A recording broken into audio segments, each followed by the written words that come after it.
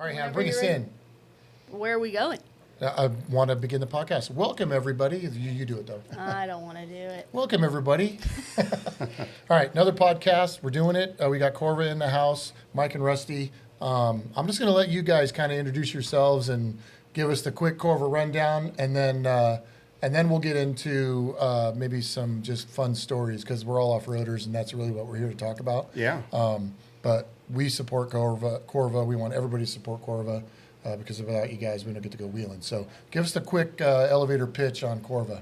So my name is Mike McGarity. I am the president of C.O.R.V.A. And so I've been involved with C.O.R.V.A for the past 4 years. And before that, I was with Cal for Wheel. Before that, I was just a volunteer who ran a club out of Clovis, California, near Fresno, and been working with the Sierra National Forest since 2008, and with the adopted trails and all of that. Been heavily involved with advocacy and just making sure that we can keep our public trails and off-roading and open and available for all the generations to come. So C.O.R.V.A is a great fit for me. I'll get into what C.O.R.V.A stands for. Well, obviously, it's California Off-Road Vehicle Association. Yeah. And so I'll get into membership and business membership and all that stuff. But Rusty, you want to introduce yourself? Yeah, I'm Rusty Ryan. I'm Assistant Northern Director for C.O.R.V.A. Been in C.O.R.V.A going on 3 years. As soon as Mike asked me if I wanted to be a board member, I went up and became a director and have been there ever since, enjoying it. I'm in several clubs, like Mike, since 2004, 2005. I've been heavily involved with the Adopted Trail program. And it's Sierra National Forest is my home, and that's where both of us wheel most of the time. Since then, with C.O.R.V.A, I've ventured out a lot. I go to different club meetings. In fact, I've helped start a club in Bakersfield called Crawler Crew, which has become the #1 sponsor of C.O.R.V.A. We now have over 110 paid members Wow. for C.O.R.V.A. And our only thing to get into our crew, we don't call it a club, we call it a crew, is the fact that you have to join C.O.R.V.A. We don't care who else you belong to, but you Nice. do have to belong to C.O.R.V.A. That's cool. Yeah, that's a cool way to do it. Yeah. Can I ask a question really quick about C.O.R.V.A? Just for maybe someone who isn't already familiar with, Yeah. who you guys are and what you do, because we're super familiar here with kind of, what Sure. you guys are doing. Are you guys kind of the top dog as far as who we have for California specific representation in off-road? I mean, I know there's lots of other organizations that are really helpful and doing a lot, but I mean, C.O.R.V.A is you guys are it, right?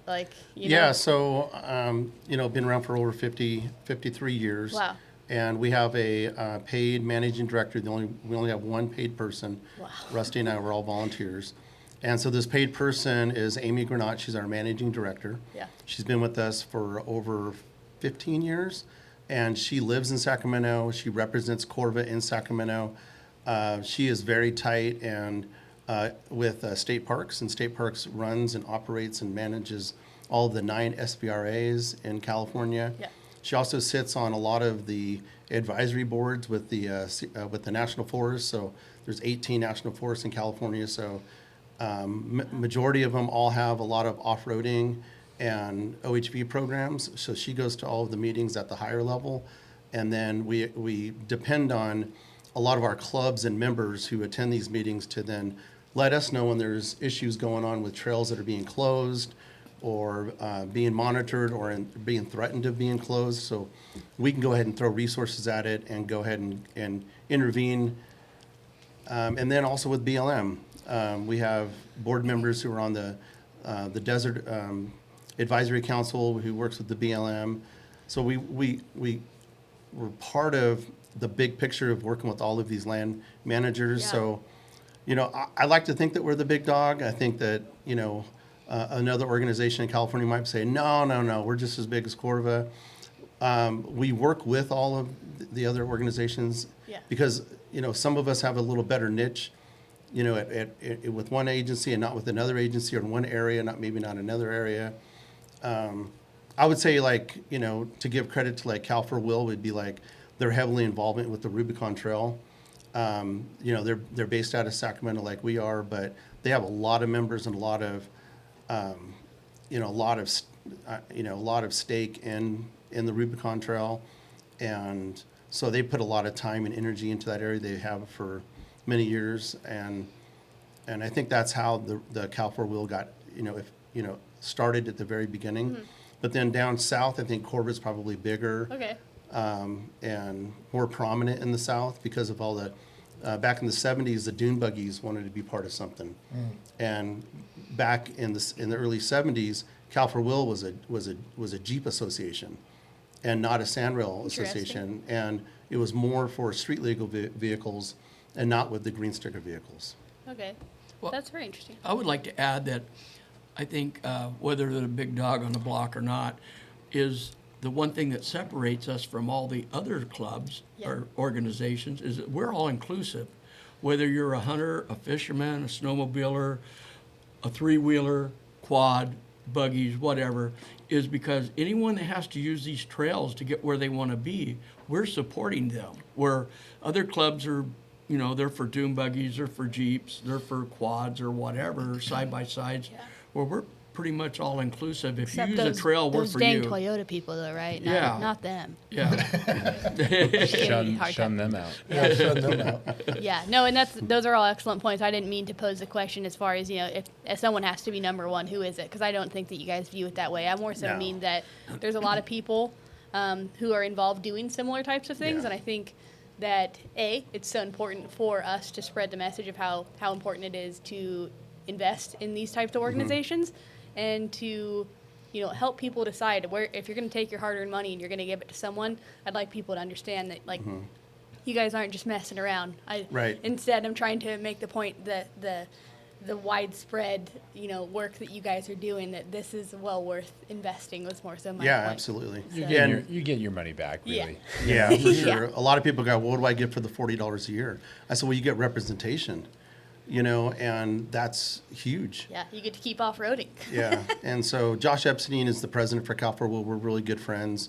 We collaborate on everything. There's strengths in numbers. So if we're going to go to the state, I want to be able to say that CORVA, COR.V.A, ASA, NAMRAC, SDRC, we all stand behind this cause. And we're going to come here in person to fight for this. Yeah. So can we work with this, or do you want to have a fight? And it's like, no, we want to work. We want to work with it because they don't want lawsuits. Love that. And we Yeah. need to all work in partnership because they don't own the land. They are the managers. We own the land as taxpayers. Right. That's Love what that. everybody Yeah. forgets. Yeah, they act like they own the land sometimes. It's like, hey, this is not yours. It's not. Yeah. When you say our this or my, it's like, no, it's all of ours. This is the taxpayers. You should Yeah. say your land belongs to you, and we're trying to manage it the best we can. Now you're on the right track. Yeah, isn't that crazy? Not to make it political at all, but that this is. There's always going to be those people out there that think well, if you're uneducated and you don't know your rights, then I'm going to take them from you, or I'm going to take your land because you don't know what you're entitled to. And it takes somebody like yourself to walk in there and say, no, you don't. Pump the brakes real quick. Yeah, Let's get and this back in it check. takes someone to Yeah. challenge that. That's badass. So Yeah, power to you guys. yeah, for sure. Yep. That is rad. Now I'm wondering what kind of Jeeps do you drive, or off-road vehicles do you drive? Do you guys hunt? Do you snowmobile? Do you dirt bike? Rusty, I know you're an old dirt bike guy. Yeah, in fact, I just gave my dirt bike to my son. To be honest, it was harder to get on it than it used to be. But right now I'm running a TJ buggy and a 1950 CJ3A with a small block Chevy and a RZR 1000 XP4. That's your garage lineup, Yeah. and no more motorcycles. No, I still got my cruiser bike, but it's easier to get on and off of. Right. A little more comfy. With age comes a cage. That's awesome. I heard you saying something earlier about kind of having some knowledge of audio and speaking with intention and whatnot. What is your background? I've done a little bit of everything. I probably over 15 years ago, I used to do a lot of when I skydived. Did a lot of video. Skydive? Let's just add Yeah. that Okay. one. to Oh, the I did a list. lot of video work. just back when I skydived. That I was did- before the I saving did a lot of of video puppies. work, a lot of editing, and the church Oh, I wow. went to asked me, had I ever done any audio, and I said no. Well, we really need somebody that knows how to be to be a sound engineer. So I gave it a whirl, and then went from a 36 channel analog board to a 48 channel digital board, and so I did that for probably 15, 20 years, and then when my hearing started, I couldn't hear the highs as well. I started losing the hi-hat, and I would have to adjust, like bring the hi-hat up till I could hear it, and then turn it back down a little bit. And so I got out of that because my hearing started going bad. That's awesome. Well, you and I ought to switch positions. I ought to get you behind this soundboard over here. Maybe our podcast would sound better. How many jumps have you had in your life? I don't. It was well over 7,000. I forget. What? Yeah. And were you the guy with the camera on your head? Wait. Yeah. You were Wait. the guy- that thing Yeah, weighs a lot, I have bone spurs on my neck. right? Because those things are not light. Dude. Well, they are now, but when I first started, I was jumping a 16 millimeter sound camera. Wow. Okay, wait. So hold He on. was jumping with Army surplus. When I first started, my very parachutes. first rig I owned personally was a 1953 Army surplus in the 70s. So what were you?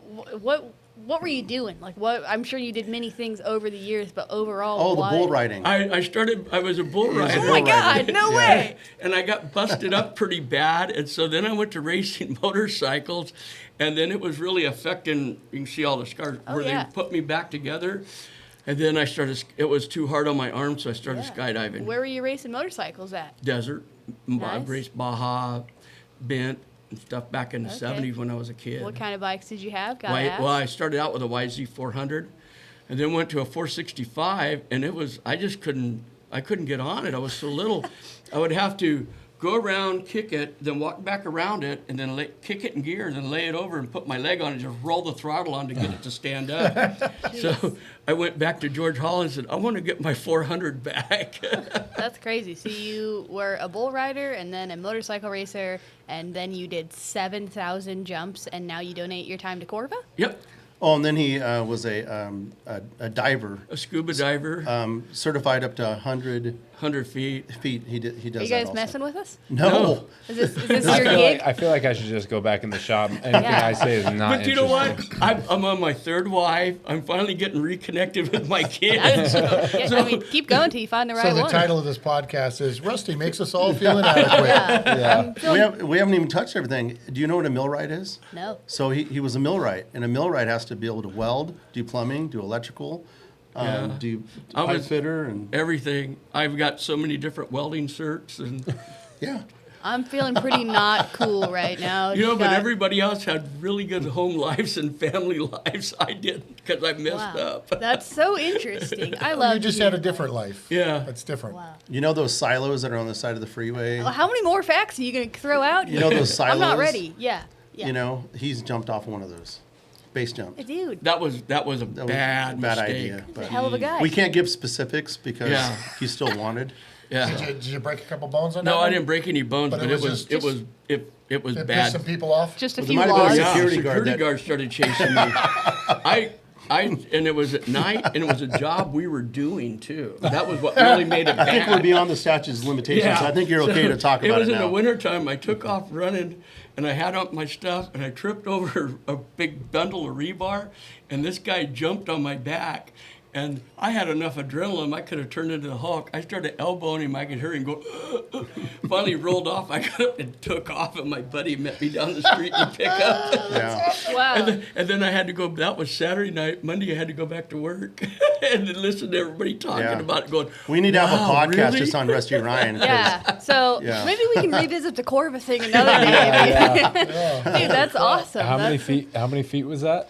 It was like 100 and, it was the top of the penthouse. They were slipping it, and it was all the garbage up on top where their tools are. So it probably 150, 60 feet up. Yeah.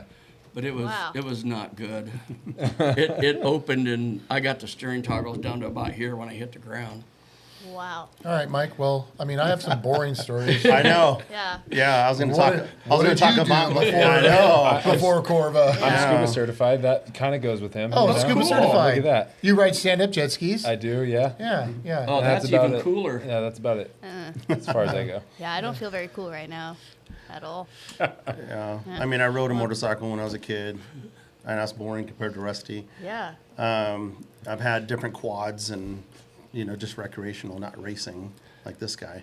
And then in around 2004, bought myself a CJ Willys 2A. Nice. And so just been building that off and on and up and down and destroying it and putting it back together again and building it and rebuilding it. And so now it's in pieces again and it's getting built. That's what that LS 60 is going to go in and all that. So Nice. And then in between, while I'm waiting to get that built, I've got a 2017 Polaris Nice. Razor, so RZR. So that's been sufficient. I've got a little lift kit on it with 32s, and so Yeah. that takes me up and down to the mountains and Oh yeah, dude, gets those all the things are trail so work done. capable. Did you get that specifically for filling the void of Yeah. that thing being down? Yep, that was Yeah. it. And I got a non-turbo because I'm up in the mountains and I, up on the trails, and I don't, I heard the turbos just takes up a lot. It's a lot They of don't heat, like the elevation. all of it. Yeah, just a lot of fuel, and so. But when I take it to Pismo, I'm like, I wish I would have had the turbo. Yeah. Right. Yeah. But Yeah. And how's Pismo going? I mean, it's still open, right? yeah, so the Friends of Oceana Dunes, they have 18 lawsuits going. So the big one is is coming up. Well, it was supposed to come up in November, and then they postponed it into February. But it's still open. It's finally opened back up to pre-COVID. It took a lot of time, arguing with the commission and state parks to get it fully back open. So they're back open to 1,000 campsites and and 1,000-day visitors, per day. But Oh, they For- limit you on daily use. Interesting. So in the morning, they were only for a long time it was only 500. Wow. And so by 9 o'clock in the morning, sorry, we're full. And it didn't matter if 100 people left at noon, they were still full for the whole rest of the day. Oh, no way. They weren't keeping. They weren't keeping track of No. coming and going. Wow. This might be a really kind of like stupid question, but I don't know. I mean, maybe someone else has the same question. Uh-huh. What is the basis that they have for this? Is it solely just in their eyes like an environmental impact? Yeah, there's Or- like three big things. The first one was the snowy plover bird, which is in abundance all the way from Washington to Mexico along the coast. But they targeted the Pismo Dunes as being one of the major breeding areas, and because of the use of off-road vehicles, they were finding a lot of their habitats being run over by vehicles. But it's a designated OHV park, so we kept saying, and in fact, Jim Sudi would say, well, would you go into a neighborhood that has a skate park and close the skate park down because all of a sudden some bird wanted to have a nest in the skate park? No, because that's a skate park. It's designated for the kids to go skating because you don't want them skating at the mall or down, et cetera. So the same thing for Oceana Dunes. It is an off-road park. It's not a bird sanctuary. But so that was the initial first fight back and forth. So then all of a sudden State Parks was like, all right, well, we're going to close from Devil's Slide all the way down beyond Oso Flaco, and we're going to make that a nature reserve. But then that wasn't good enough. So then they started closing down even more, and that wasn't good enough. Then they started saying, okay, the snowy plover's starting to take a rebound. It's starting to come back. It's looking great. Oh, but wait, now you're causing too much dust. And they started having false claims of silica being inside the dust, and it was going up into the Nipomo Mesa, and the residents were complaining. Wow, they're finding anything. They were grasping at anything and everything, right? And then it was like, oh, but we also need to protect all the vegetation. Oh my God. So they started putting these fencing Get a around hobby. all the because they were like, well, we've got animals and critters that want to live out there. Well, they're predators, is what they are. So they're foxes and feral cats and stuff go out there and they hide inside the vegetation. They go and they kill the snowy plovers. I was like, you do know that that's what's happening, and they do. But they were like, well, we don't want the off-roaders going through the vegetation, but. What do you want? I mean, Jesus Christ. Like, Well, they don't want. When I keep saying they, Yeah. the environmental groups, a lot of not a lot, but there's a good 5% of the residents that are just extremely loud and vocal, and they don't want off-roading there. Would you argue that it is at its core? It's really not about the bird. It's solely just people who have an agenda, and they're going to find a way. They to push hate it? our lifestyle. Yeah. They hate what we do. So Yeah. if they hate what we do and they don't believe that what we do is appropriate or fun or should happen, then they don't want us to do it. Yeah, well, I feel like it's almost, very comparable to like, like the firearm situation where they know they can't necessarily come and take it, but they will render it useless, right? And that's exactly what's happening. Well, it's kind of like motocross tracks. Yeah. When I was younger, they built motocross tracks out in the middle of nowhere, and it seemed like people would drive 10, 15 miles to build their house next to a motocross track and then complain about the noise. And it's the same casinos. thing there. They want to build right happened at next Burnt to the Oaks. beach Yeah. and then complain.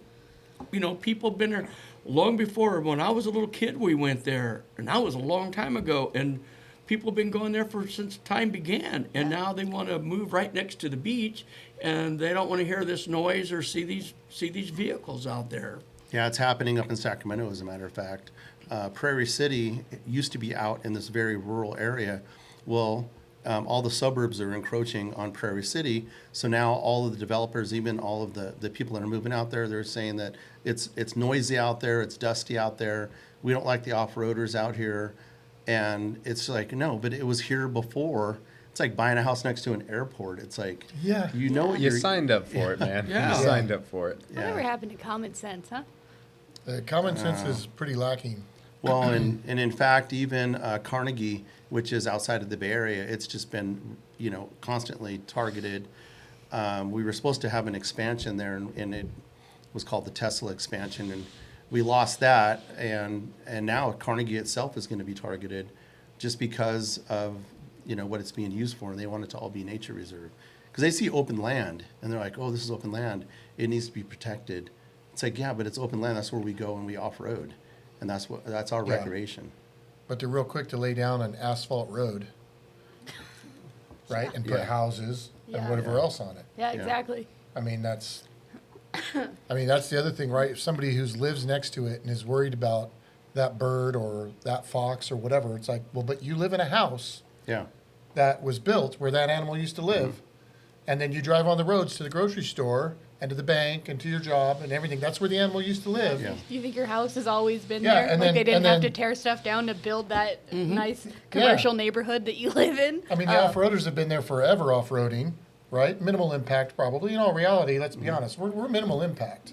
We're not a massive impact like people correct. I think. agree. And then they build these big, huge homes and these big communities, and then they say, well, no, you've got to stop off-roading here. Well, no, because when I was off-roading here, those homes weren't here, so I'm going to sue you.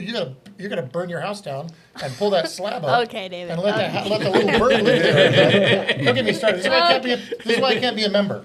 This is why I can't volunteer my time. Okay. So yeah, so what do you think? I mean, we all know when we were younger. Well, 3 of us know when we were younger. I'm over 30 now. I could be that guy. Oh, okay, yeah, you're getting closer. Yeah. The way it was when we were kids, right? Yeah. Where we could kind of ride on the street, and there was a kind of an understanding, and you knew your local sheriff or whatever, and everybody was cool with it, right? It was fine.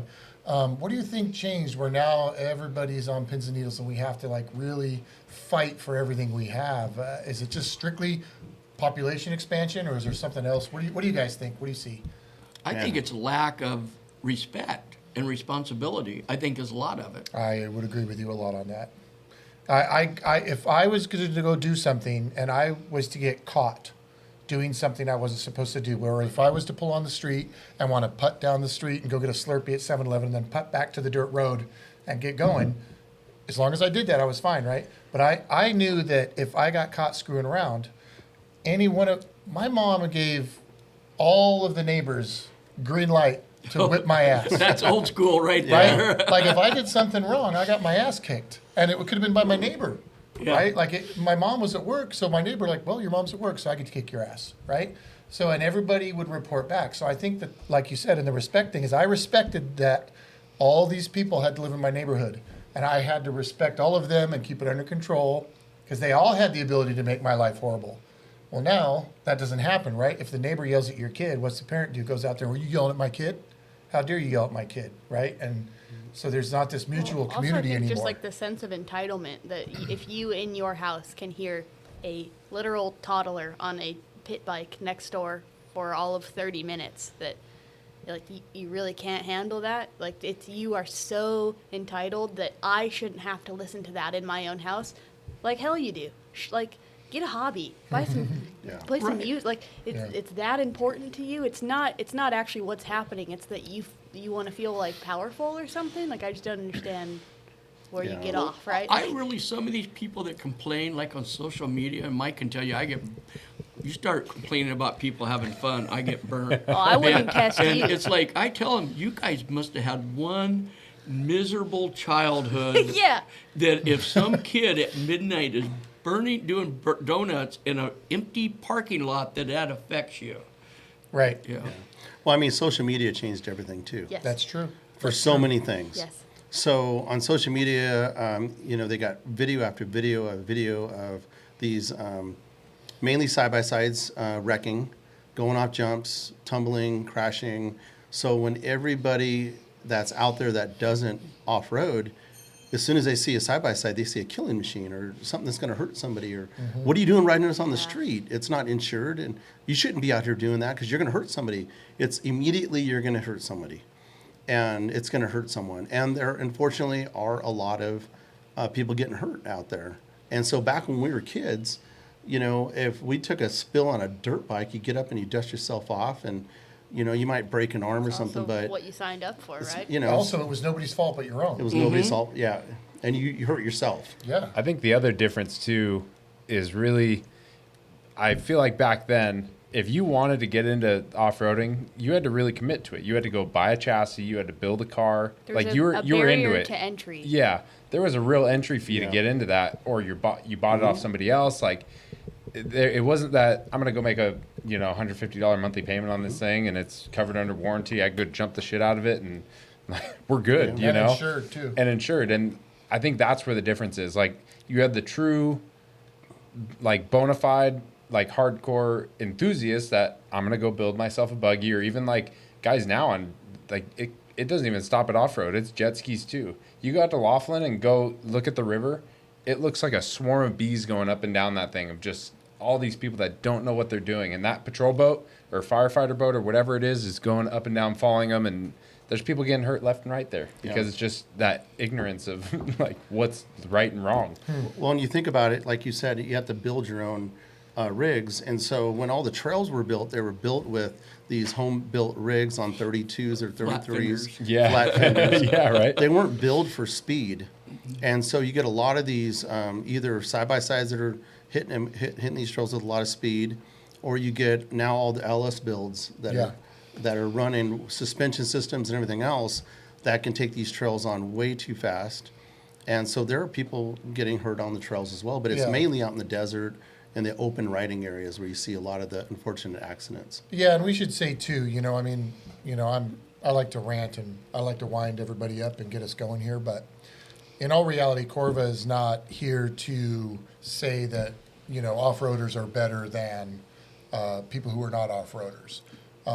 What we're trying to figure out and discuss here is what has changed, what has made it so that it is the way it is. Because I can recognize that the accessibility to off-roading and the accessibility to high-powered off-roading has become very easy. Right. So our job as old-school veteran off-roaders is to try to quickly educate and teach this new generation of off-roaders how to conduct themselves and how to handle themselves off-road, right? So that we don't have accidents, that we can have respect to the neighboring communities and everybody who's out there, right? And that's what CORVA is doing. CORVA is bridging the gap between me, the agro off-roader, and the homeowner or the person who's next to us, the conservationist, somebody who doesn't want us there, right? So CORVA is our middleman who's trying to explain to us, hey, we do need to save this bird, and hey, we do want to keep off-roading, but how can we do this effectively where everybody can meet in the middle, right? It's not CORVA's for sure. You guys are the middleman. You guys are off-roaders, yes, but you're also people who live in homes next to off-road areas, right? Yep. So it's nice to recognize that that's really what's going on here. And yeah, I can get aggro and I get really opinionated because, if I lived in a house next to a motocross track, I'd be fucking stoked. Okay, let's be honest. I would be super stoked, right? But there are people out there who are not super stoked on that. So I've told these kids that get in trouble on Facebook, I said, hey, this is my address. Come do burnouts in front of my house all day long. Yeah. I'll bring my chair out there to watch. We have to do them inside the shop so we don't get in trouble. Well, Which we do. I think it all boils down to what people don't have nowadays is personal responsibility. I agree with You that. know, and, Yeah, I was gonna say too, following up like the side by side conversation that was being had. I personally could sit here and quite literally dissect that topic all day long. I just think it's super interesting. Like It is an just interesting the- dynamic. the And to be turnkey- honest, we all have one. Every one of us has a side by side. No. Well, we had a guy at one of our No, annual literally meetings. don't. All right, Hannah doesn't. Your boyfriend's parents have one. Do you write in it? No. I'm pretty sure she took it out one time. I don't know. Well, okay, I'm not denouncing side by sides. My point, okay, is I think it's really interesting the turnkey bank owned element, blah blah blah. You've heard this conversation a million times. I talk about this every chance I can get because I think it's interesting. But the one point that I always like to make that I don't hear people make very often is while it's a topic of conversation, the thing that I never hear people point out is that from a financial, like economic standpoint of off-road, side-by-sides save the off-road industry. We are a dying breed, and there is no money in this industry. As someone who's worked in dealerships and seen the financial climate go from, Johnny gets a pit bike, mom gets a quad, dad buys a side-by-side, and that's like a regular, let's go treat ourselves weekend, to now like I can barely afford, it's a luxury, right? Well, it's huge, yeah. And so the booming market that is side-by-sides and all of the OEM parts and aftermarket parts and companies that have thrived off of that, I don't think people talk about that enough. So don't get me wrong, I do have an opinion on the side-by-side related stuff, but I don't ever hear people give credit in that sector of like this huge financial boom that came from this new thing, right? Yeah. Right. Now, if we could just get all those side by side owners to sign up for CORVA, Well, then we can help That save just the. might save the world as we know it. we had a That'd be guy huge. from State Parks, which I don't remember his name. You do, I know. Over a year ago, spoke at one of our annual meeting. One of the best people from State Parks or Federal Forest Service I've ever heard speak. People were glued to him. He basically said, "What has happened to this world is with side by sides." He goes, "Every one of us, like all of us right here, we either grew up with off-road vehicles or we went into clubs where we were either mentored by our parents or we were mentored by clubs to learn proper etiquette, learn proper safety, and how to conduct yourself off-road with your vehicle." And he said when COVID hit, people started buying side-by-sides that never been off the asphalt in their Yeah, life yeah. and had no idea how to act, and that's when the accident started. Yeah, Yeah. I agree. Yeah, and so that's what CORVA steps in, and exactly right. We need side by sides owners that have never off road before, didn't grow up in Yeah. it, to buy in at $40 a year. Yeah. Start getting our Arias, start reading our off road in action magazines, and be able to start understanding about the trail etiquette, about staying on designated routes. Because a lot of people that don't know, they go out to the desert and they kind of go anywhere they want to go. Or especially if they go to Glamis or go to Pismo Dunes, you can go wherever you want because there's no designated trails. But then when you go up to the forest and you go to any national forest, they have designated routes, and it's on the motor vehicle use map, the emblem. And a lot of people, we see them cutting this and cutting that, and if it's a little too difficult, they're doing all these bypasses. It's like, hey, you guys can't do that. Well, why? We don't understand. There's nothing in our way. We're going to take the path of least resistance. And it's like, yeah, but you're off the trail. Yeah. No, the trail's right there. We're right here. Yeah, even if you're 5 feet off, you're off the trail. Yeah. And that's a big deal. You have to stay on the trail. Yeah, I think I just like I said, I feel like the horse is dead, quit beating it. I feel like this is a conversation we have a lot, but it's so important because I feel like you can probably hear that on camera. We got work We're going on. still in working back. in It's the shop okay. out there. But what I was gonna say is the purpose of this conversation isn't supposed to be like you guys that are ruining. No, it's not that at all. No. It's instead like we are so stoked if you are new or if you are enough of a human to admit that you have things to learn, which all of us do. There's not a single person at this table that knows everything there is to know. Like if you can be like human enough to go, yeah, you know what? I do want to like be a part of this, not just use and abuse the resources. Like we're standing here going, hey, yes, please, like, yes, you know, like. Well, we need them. Yeah, we need We you need guys. their voice, and we need them because they're out using the trails and off-roading. We need them as members. Yeah. Because they're a vital part of being part of the representation. Yeah. And they have a voice. Like and you said, then- the power in numbers deal, right? Huge. It's huge. Well, and we just did a class on Saturday here at the shop, which was an off-roading class, and we do them once a month-ish, and we talk about a lot of inspections and things, but this one we tried to focus a little more on trail etiquette, right? We had Tread Lightly here. Tread Lightly said a few words, and it was nice to be able to try to just explain to people, hey, when you're out there, you know, I'm not giving you the peace sign. I'm telling you there's two guys behind me coming. Right. So, you know, let's figure this Yeah. out, right? And it was just a kind of a real basic, bare bones thing. And so if anybody out there's listening is local in the area and you have a side-by-side or a motorcycle or quads or anything in your desert guy, and you don't think that my shop class is good for you because you don't own a Jeep, don't do that. Come to the shop class because we talk about all Yeah. off-roading. Okay, so Yep. so we talk about CORVA and what they do, and it's important for you to come because we want to pass our knowledge on. We want to get it out to you as best we can. Yeah. And we're working on trying to grow. You know, you guys listening to the podcast, you subscribe to our YouTube page. This helps us so that we can start putting on events out at the desert, out at the trails, where we can go out there and we can actually teach you while we're there and while you're in razors or while you're in motorcycles or Jeeps or whatever you're in. So that's our goal. That's our plan. So The other you know, thing we want to do too- what we can. That's a very non-harmful environment to learn that stuff at, right? You can come to a shop, it's free. It's free. It's people that are here to help you, really. You know, it's like we're trying to be as nice as we can and understand that you may not have a full understanding on how this stuff works. We're here to help. That's okay. But if you learn by mistake out there, Yeah. that's People a little die. bit different story. Like People that's, die, literally. it's a harmful Yeah. way to learn, you know? Yeah.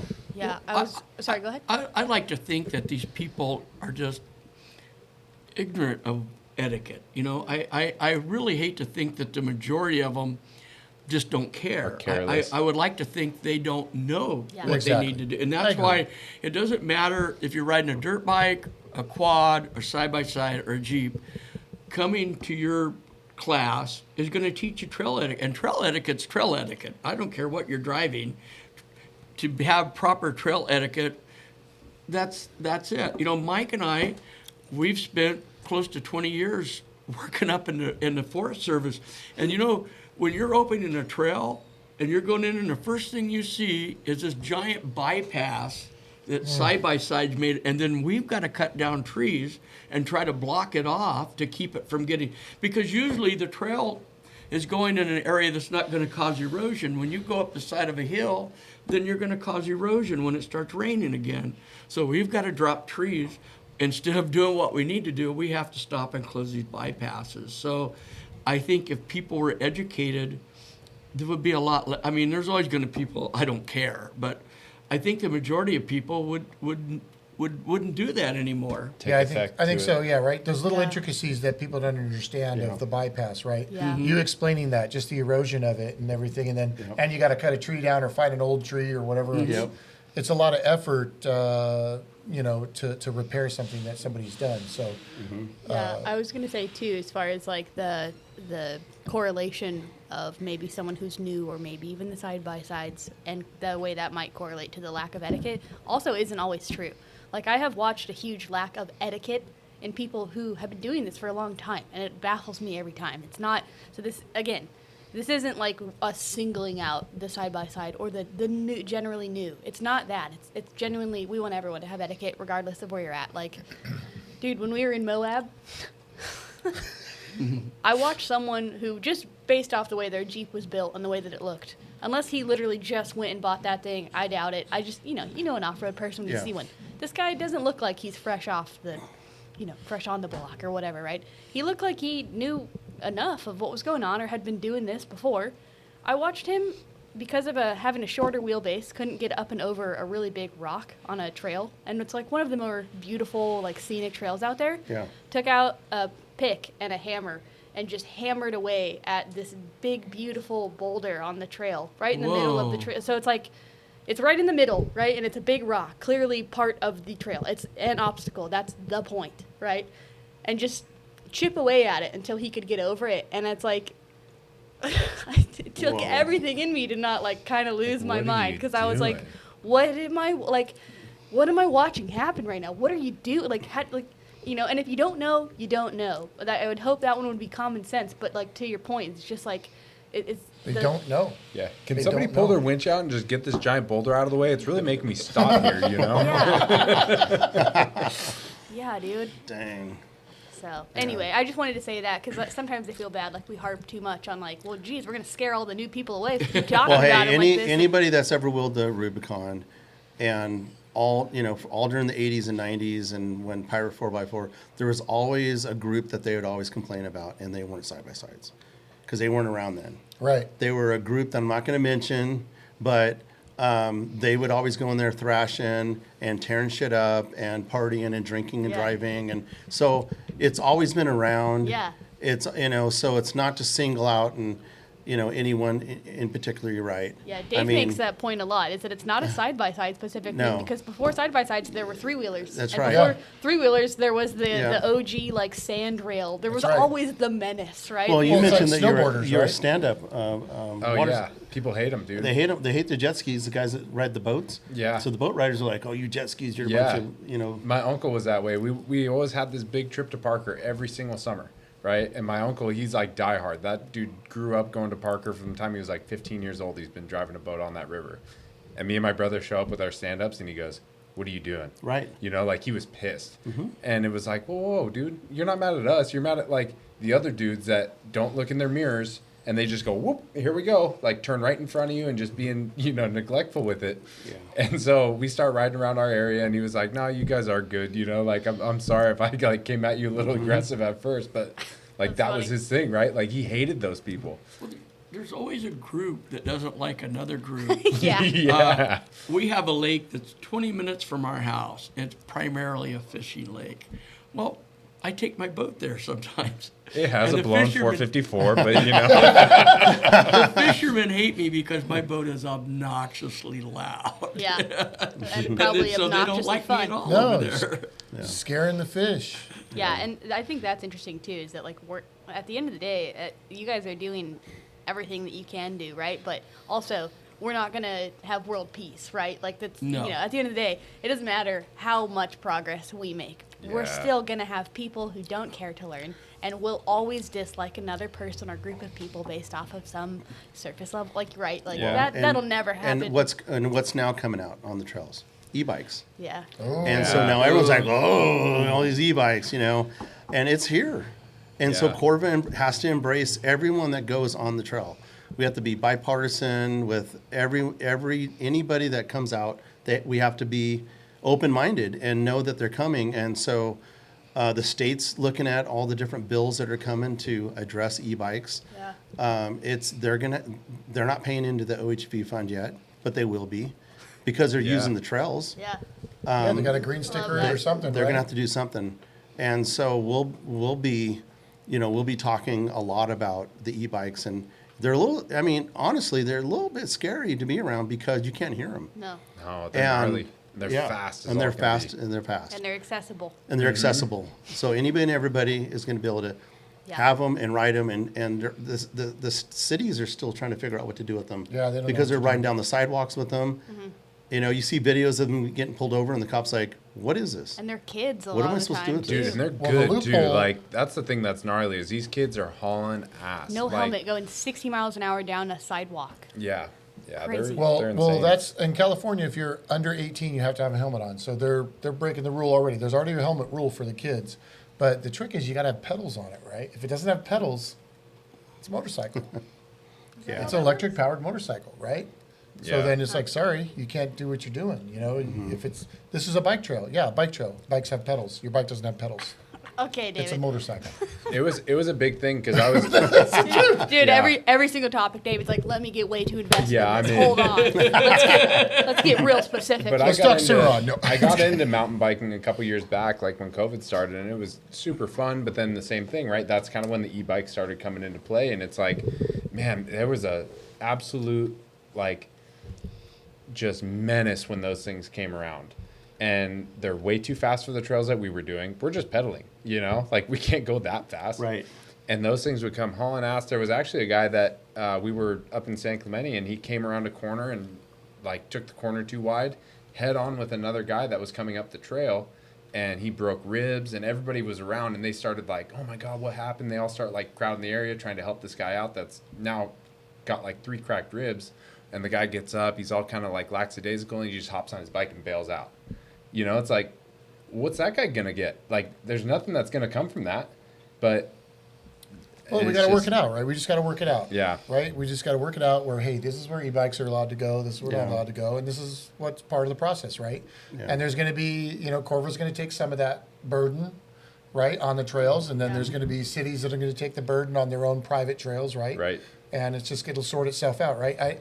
I'm definitely not a proponent of stopping progression, right? We've got to progress in everything we do. It's good for humanity to progress.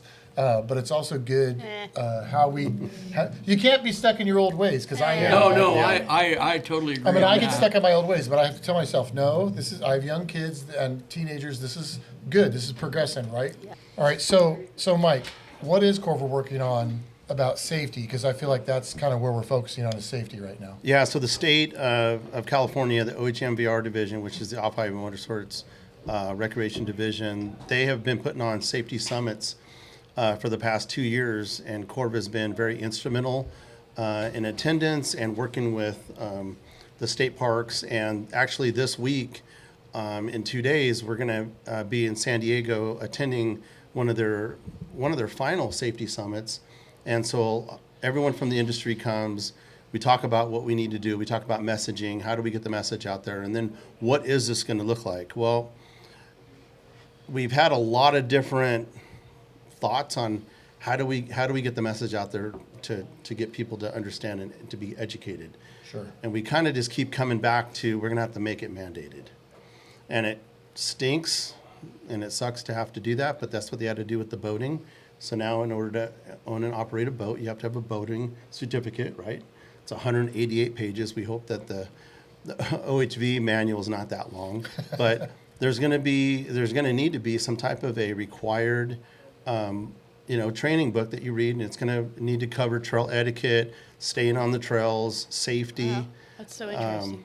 all of those things. So sorry to interrupt. What is that umbrella wise? What all will that cover? Is that for motorcycles? So it's going to cyber- cover green sticker vehicles. Oh, I see. Okay. So in order to qualify for the green sticker you get in the mail, you're going to have to pass the test. That's what is being discussed. Okay. Not all the final details have been worked out. That's what we're going to be discussing more on Wednesday. But it's going to need to be a bill. It's going to have to, Yeah. a senator is going to have to take on the bill. And it's going to have to go through the whole process. We're going to have a paid lobbyist. And it's either CORVA and the OHMVR and the OHV community works together to make this happen, or another group is going to do it. And Right. another group that does it is not going to be an OHV group. Yeah. It's going to be a environmental group, or someone Yeah. else is going to do Right. it. And we're not going to have the same say in what that language is going to look like. Right. So regardless, this is going to happen It's at gonna some point. happen. So we might as well write the rules ourselves, right? Interesting. We might as well be the ones in charge of what's. So Utah has already done it.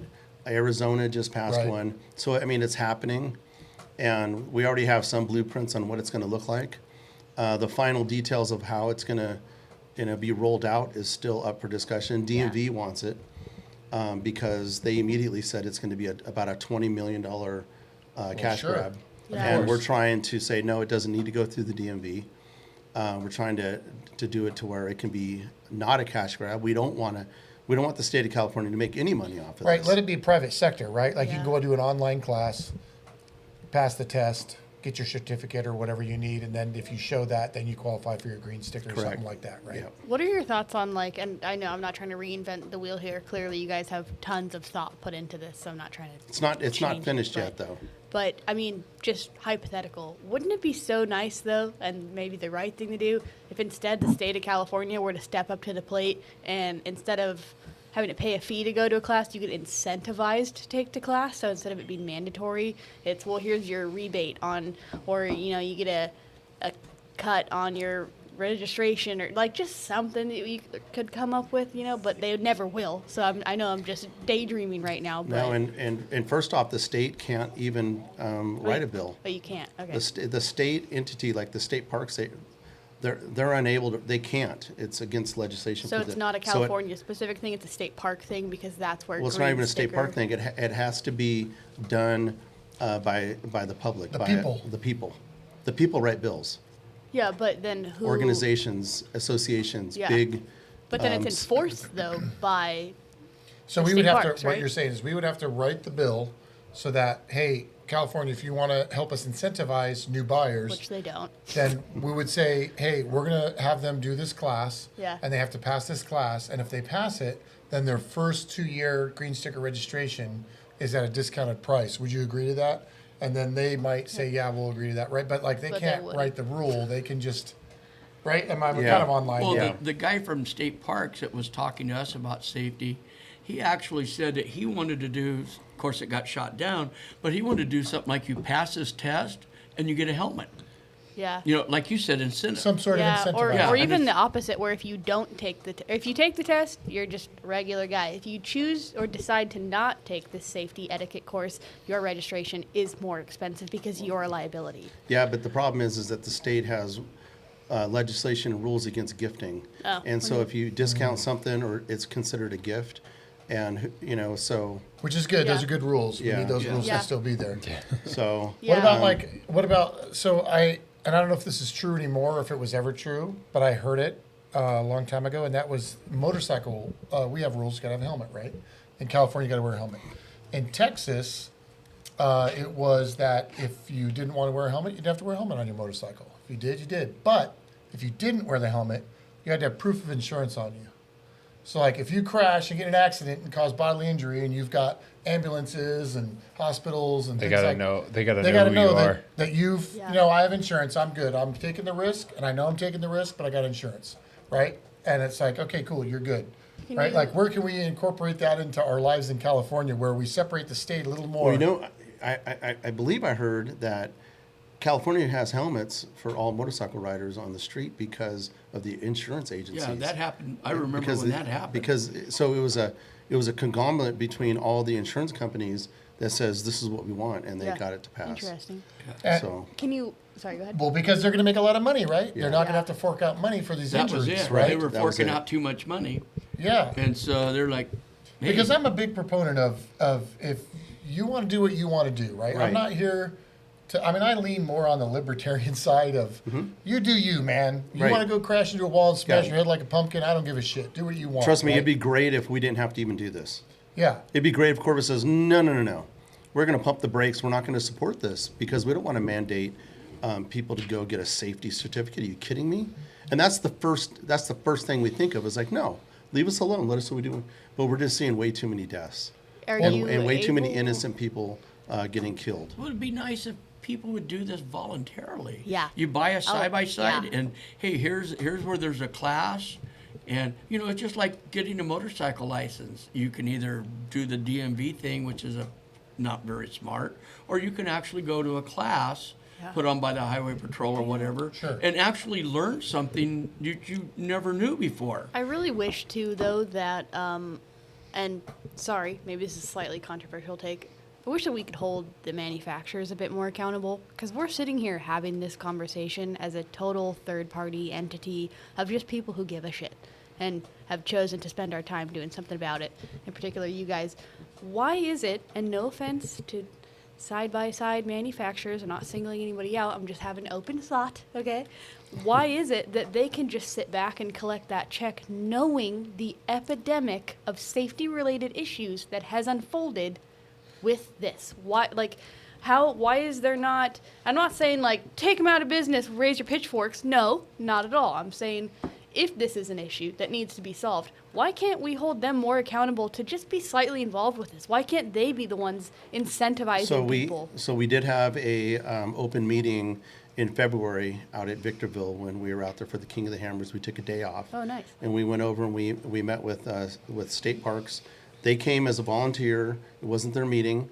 They were invited to be there just to listen in. And we had Polaris there, Kawasaki, and I believe what is it? Can-Am? KTM? Can-Am? Can-Am? Can-Am. K&M, yeah. And so they were there, and they listened. They had a lot of good input. They're behind a safety bill. They'll help. Okay, that's good to hear. They'll help promote it. Yeah. They see a need for it. They're not going to push it by themselves, but Yeah.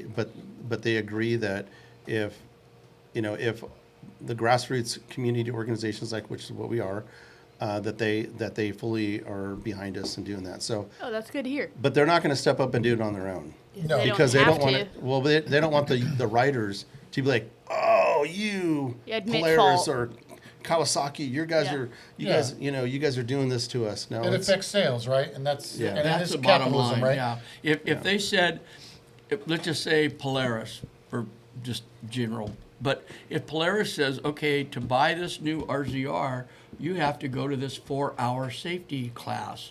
Well, they're gonna go buy a Can-Am.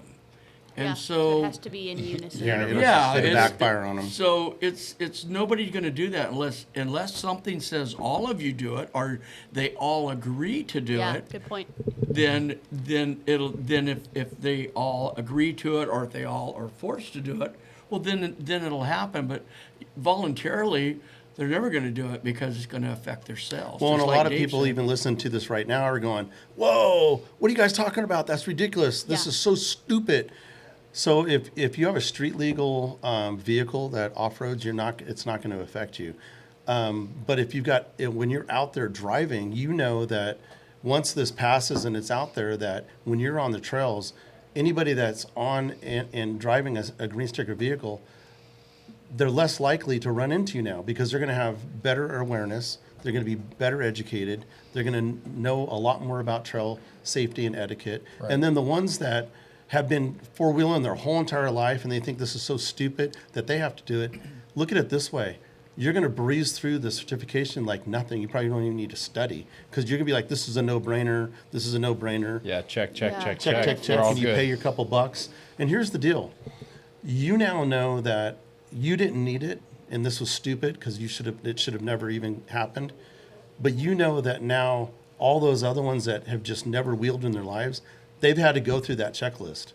And so now you know that they know what you know, and hopefully they're going to ride more responsibly. It's going to And create a better it's- off-road environment, right. a better experience Little for more the family. So accountability. even though you don't need it as a 30-year off-road vehicle user, it's not really for you. It's for the ones that are brand new to it. And unfortunately, we just have to, suck it up. Just like the boating certificate. You might have been boating since you were a kid. Now all of a sudden it's required. You're like, this is stupid.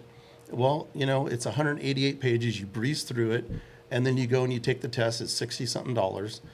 I sure hope that this OHV certificate's not going to be even that expensive. If we can keep it out of the hands of the DMV, it'll be very inexpensive. And a lot of people have already said, well, this is just a cash grab. It will not be a cash grab. I guarantee you that the state's not going to make money off of this program. We're going to fight that they're not going to make money off of it.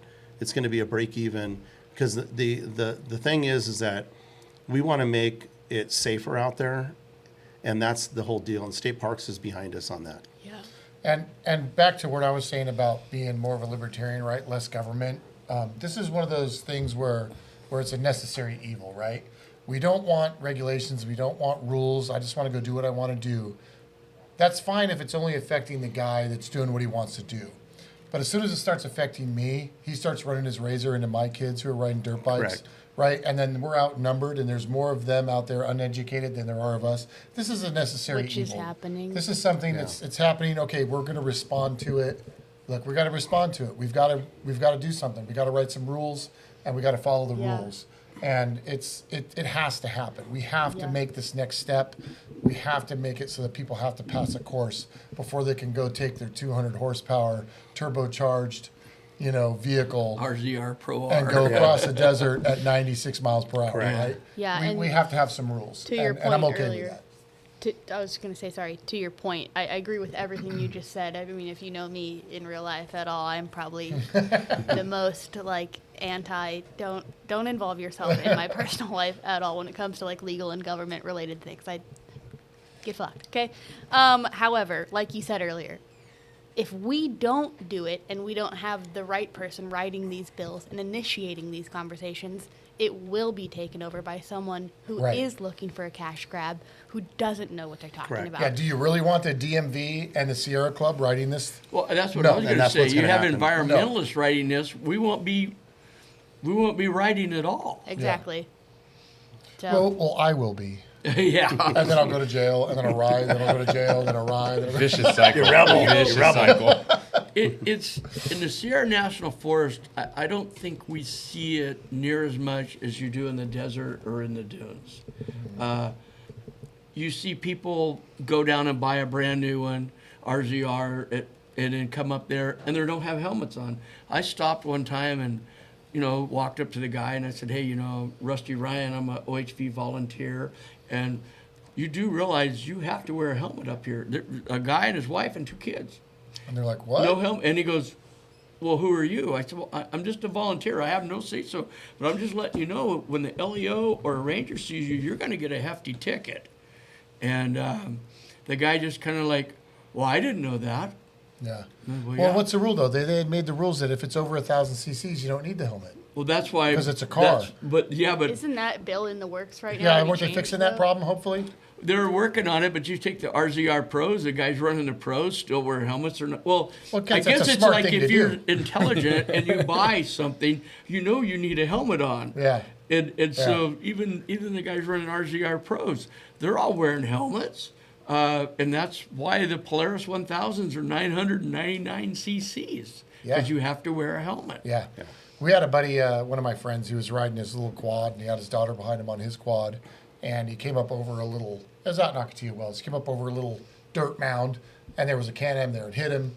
He flipped over, fell, went all the way inside the Can-Am. He ended up in the Can-Am, and he broke his wrist open real bad. And the guy in the driver's seat of the Can-Am goes, well, you're going the wrong way, man. He goes, looking around at the desert like, wrong way. Like, where's the sign? Like, this is a free-for-all out here. You go wherever you want. I mean, it was an off-road incident, right? It happens sometimes. Hey, Sometimes. no bill's gonna fix stupidity. No, and this is one of those Can't fix situations stupid. where nobody was really at fault. No, it was just a happenstance. Like, they both crested at the same time. It was just a bad moment in time, Well, right? that's why I run two big flags on the back, the tall Yeah. whips, not the fancy LED light flags, but Yeah. two tall whips. CORVA sells them now, and so a little plug-in for CORVA. But I run two, he runs two. I want people to see me. Yeah, absolutely. Yeah, absolutely. You got to do them. Yeah.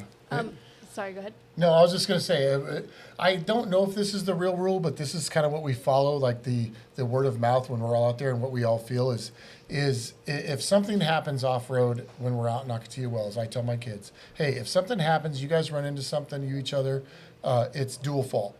Yeah. You're 50% at fault, and you're 50% at fault. You just go your separate ways, right? You deal with you, I'll deal with me. Unless there's alcohol or drugs involved. Then it's that person's 100% fault. Yeah, they should have never been out there. Should have never been out there, right? So other than that, right? And then this was one of those cases where he went over and hit him. It was just, look, you take care of you, I take care of me. Don't worry. Nobody's going to sue you. Yeah. It's okay. You're not going to make up excuses about which Yeah. way is which way. But it just showed immediately, in my opinion, like, Yeah. okay, this guy does not know anything about the That's Right. this really complex concept called accountability. Yeah. Personal accountability. Yeah, I know it's Yeah. really difficult for some That was people. something we had when I was young, but it's Yeah. Yeah. pretty much gone now. Yeah. I wanted to ask you guys a quick question. I know we've kind of been babbling for quite a while now, so we don't have to talk about this a ton. Just quick touch on. I've heard some conversation recently about the Salton Sea, about that kind of case being reopened, if you will. Have you guys heard about that? Is that just hearsay or? About the artifact out there that somebody grabbed a hold of with the winch cable and pulled it out of the ground. Okay, so I heard about that. I was more so So- curious that I've heard that they're trying to reassess the idea of having that like a habitable space. Wait a minute. I want to hear that too, but what artifact did they get pulled out of the yeah, ground? it's bad. Yeah. So somebody's out there riding around and they thought that it was, they saw that it was dry, but it's just a crust. Yeah. And they broke through and there's nothing to winch to out there. Right. And he looked over and he saw this, I forget the name of it, but it's big, historic, national, some type of artifact that's like half sticking out of the earth. So he, not knowing better, just went over there and hooked onto it And winch to it. and winched to it and pulled it out of the ground, ripping it in half, and just really, and unfortunately, it didn't have anything around it. It didn't say It didn't have a historical plaque artifact. or anything. No, and so it got heavily publicized. The guy was very apologetic. He said he was very sorry. He didn't know. He just saw it there. He thought that it was okay just to winch to it. Which I've been to the Salton Sea, and not knowing anything about this, in his defense, it's probably totally true. There's Yeah. so much shit He was around very remorseful. that thing that you Yeah. could winch to that you wouldn't know. Sorry, I was trying But- to find a picture of it. Yeah, so now we're kind of back. We're kind of, as an OHV community, we're trying to backtrack that a little bit with how can we go out there now and just make things right. How do we get it back Right. into place, and then how do we just put something around it to Memorialize it some way. memorialize it somehow. So I thought that's what you were talking about. Which is still equally as interesting. But what are you saying? They want to make Salton Sea into like a resort town again? Well, I wanted to clarify because this could be totally false info, as a lot of things are. I heard someone recently saying that they are trying to revisit the idea of making Salton Sea. I don't necessarily know that they're going full bore towards resort again. I just meant that I have heard talks that they're trying to reopen that and make it just attempt to fix or alleviate what's happening out there. And I just am curious about that and how it would affect the OHV use in Octio wells and just things like that. But if you haven't heard about it, then I'm No. assuming that that's false So info. my understanding is that failed not because of anybody not wanting it to succeed, but other than that, most lakes have an inlet and an outlet, right? So like fresh water comes in, the water circulates, things live, water exits down a river, over a dam, whatever, right? So it's a constant replenishment of water. Well, Salton Sea is not that. Salton Sea is a puddle at the end of the row, and it builds up all sorts of different That bacteria. they and- maneuvered, and they diverted the Colorado in it for a while. Correct. To make that happen, and then they realized that it was toxic. Yeah, they had ag That- runoff coming into it Yeah. and all sorts of stuff, and it just became so salinated, right? So Mm-hmm. so much salt, and so Yeah. because it's not a constantly moving piece of water, that it's Right. just unlivable, which made it well. Then we can't build resorts around this. This is Yeah. Yeah. and it just kind of all tumbled out of it. And then all the fish died that were in it, and it started smelling bad. And Well, now they have a vicious cycle because they have one species of fish that I understand, and I may be wrong, but one species of fish that will survive. And there's a big algae bloom that happens, and it brings just enough oxygen to make those fish hatch. And then they grow, and then they lay eggs, and then they die, and they wash up on shore and smell like shit. And they have 4 eyes. Right, and then nothing happens, and then the ag bloom happens again, and then more fish come up. So it's this Yeah. constant replenishment of dead fish on the Yeah. shore. Sorry, Hannah, that's out of my wheelhouse. No, it's okay, and we totally don't have to open the can of worms that is Salton Sea. If you aren't familiar with the Salton Sea situation, I would strongly advise you just to look into it, due just to how interesting it is. It's Even an if interesting you story. Don't know anything about off-road or the Southern California off-road terrain. It is such an interesting thing, the history and the Hollywood of it all, and it's really Because interesting. it was supposed to be but like a Vegas, right? it was. I mean, all technically. all the big Hollywood stars went Palm there. Springs with water. Yeah. Yeah, but anyway, so we can wrap that up. We don't need to get into that All right, because that's that's a fine. whole nother podcast, I think. But if you guys want to quickly touch on the events that you have coming Yeah, up. what do you got coming up? Yeah, so we have /X coming up. Rusty, you want to talk about Yeah, we have /X? /X bash, and the reason we call it a bash instead of a run or event is the fact that it is a bash. It is all about having fun. We're going to have some runs, side by sides, 4-wheel drives, whatever, but it's all about fun. It's going to be November 16th. It's put on by the main sponsor is Crawler Crew out of Bakersfield. C.O.R.V.A supports it, and it's just we have American Off Road has all their vendors donate. We have like big raffle prizes, lots of them. Tires, Yeah, wheels. our two biggest business sponsors is American Off Road and Fast Lab UTV. Yeah. Those guys. And it's just going to be an absolute blast. And we're having vendors going to be there, put up booths, and what we're telling everyone, like when we were at the trade show this weekend, is like, hey, all you got to do is put up a booth, is to give us $250 worth of product at retail price for our raffle. And so everybody's like, wow, that's cool, that's cheap, you know. And we just have a lot of fun there. Now, where's this event at? It's a Slash X Ranch out of Barstow. Barstow. And then Slash X Ranch actually caters it. Oh, It's nice. free It's camping. a cool place. Have you ever been out there? No. Yeah. It's Slash all X is level really ground. cool. They You have guys a are level, invited. Yeah, they have a level spot. You guys can put a booth up. Yeah, For put a booth up. $250 worth of product. And Jake, we're it's, putting you up. they've got a giant level fenced in camping area that we use for free. Mm-hmm. All we have to do Nice. is we have to let them cater the dinner, which is really a good dinner. dinner. And then Heck they yeah. have the Oh, bar God. right there. So if you're not busy, we hang out in the bar. November when? 16th. 16th. Okay, We'll be that's perfect. 15, 16, and 17, but the event will actually be the 16th. That's perfect. That's after SEMA. When can, Yeah. if you're interested in this, where can you find more info on that? It's going to be on CORVA.org. Okay, perfect. Probably around August 5th, it's going to open up for Okay. registration. Cool. And all of our business sponsors, in case everybody doesn't know, Benton Motorsports is a business Yes. sponsor. And so we really appreciate all of our businesses who are sponsors. If you're not a sponsor in your business, reach out to CORVA. You can go to the CORVA.org website and check out our business sponsorships. But Benton Motorsports is invited to be there at Slash X, put up a booth. But you don't have to sit at the booth all day. Go bring your toys. Yeah. So we're going to go ride. It's Starter Wells. It's all BLM land. And there's a lot of both rock crawling and desert riding, so whatever you're interested in.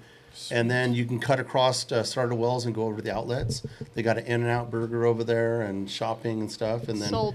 buzz back. I eat there every time we go to Vegas. I stop at that In-N-Out There you go. That's the one. with all the Japanese tourists. That's the one.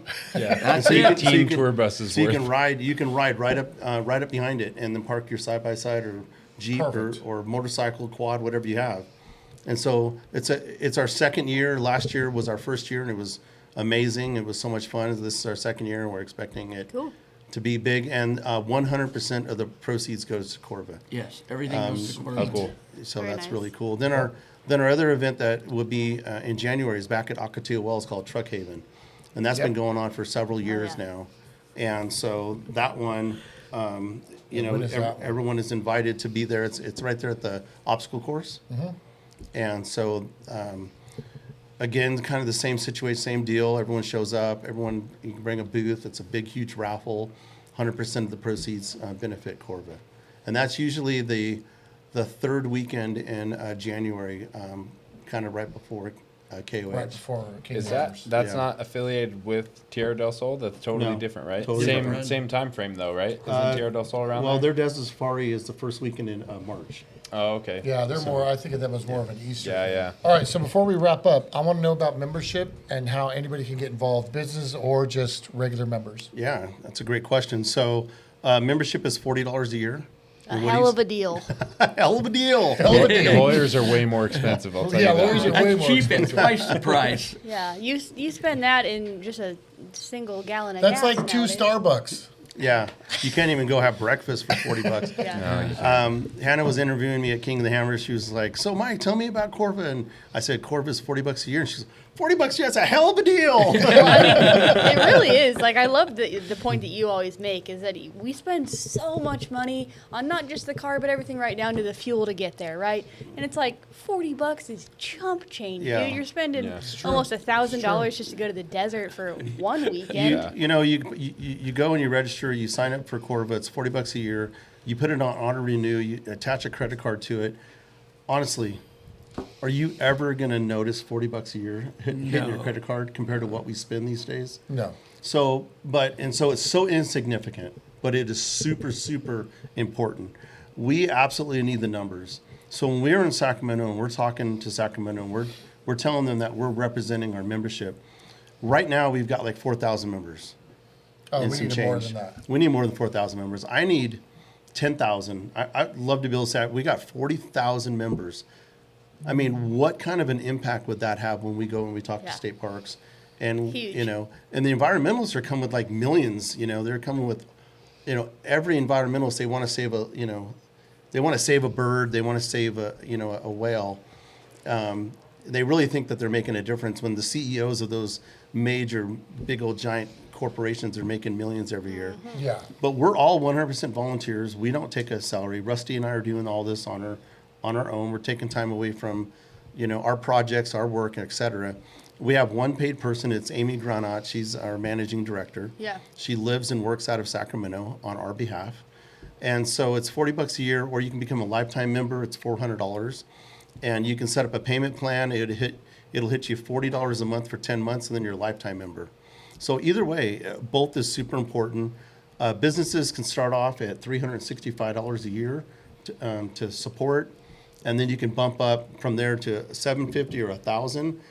You can also come in on with the business at $365, and then just donate $665 in product, and then we take that product and we use it at our raffles. So we need all the help that you're willing and able to give, but membership is really key. Well, look, half the people that use the trails or the desert, just half the people, spent that $40. You realize what power we would have with the state after that? We would be There's kicking 20 million people in California, something like that. back. Yeah, Right? It's a very small What if percentage. there's a way we're to look up after how here. many green stickers there are? yeah. Yeah, we have access to that information. Unfortunately, I don't have it off the top of my head. Wow. But could you imagine? Yeah. Could you imagine if all the, we had all the green sticker guys out there running stuff around, they were all members? Mm-hmm. That would mean you were truly representing everybody, right? Like, hey, this is what everybody wants. Yeah. So That's that's just what 4,000 of We'll us. get there. And that's We'll what get there. Rusty and I do. That's what other board members do. We go to as many shows and events as we can, and we still get people coming up never heard of CORVA, which it makes us feel good because in a way I'm glad we're here. Because if everybody walked by and go, I've heard of CORVA, and keep walking, I've heard of CORVA. Yeah, you haven't reached those people yet. Right. So we're reaching the people that really need to hear us, and we're going to keep doing that, being on this podcast and, being here and talking about it today. That's what's super important is just people being aware, understanding what we do, understand that we're all volunteers, and that we're a nonprofit and we need membership because we're not just a nonprofit that just mails out stuff and sits at home in our basement and hopes people join, right? We are actively engaged and out there at all the events. We're avid users of off-roading ourselves. We work with C.O.R.V.A. National Forest. I'm part of a club. I donate time. I work on the trails. I have a side-by-side myself. I've got a four-wheel drive myself. I mean, so we're all actively pursuing what all of our members are actively pursuing as well. So we're all like-minded people, and we're all here for the right reason. Well, Right. it makes you feel good when people come by the booth and they're kind of looking and say, have you heard of CORVA? No. Can I tell you a little about? Yeah, and I give them the spill. And when you tell them that, look, we're here for the trail advocacy. We're not here for Jeeps or side-by-sides or whatever. We're trail advocacy. All the way down, if you're a hunter or a fisherman, you have to use the trails. That's who we're for. And they're like, oh, yeah, I want to sign up. So it makes you feel good when you educate people to what you're really doing. Yeah. Yeah, That it's a no-brainer. Yeah. And if you're not an off-roader, and by somehow you stumbled upon this podcast, if you're a fisher, Thank you for listening this long. Thank you. Well, you might be into Jeeps, but you're just driving around town, but you enjoy camping or fishing.